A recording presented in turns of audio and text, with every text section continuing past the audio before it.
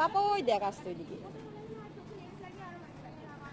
আমরা এখন আছি বেথুয়াডহরি স্টেশনে।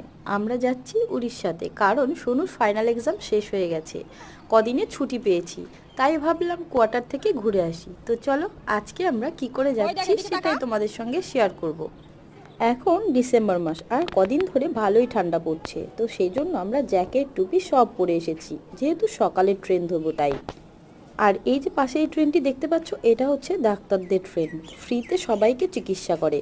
তো যাই হোক, আমরা ট্রেনে উঠে পড়েছি আর এখন যাচ্ছি হচ্ছে আমরা শিয়ালদা। তো শিয়ালদাতে নেমে তোমাদের সাথে কথা হচ্ছে।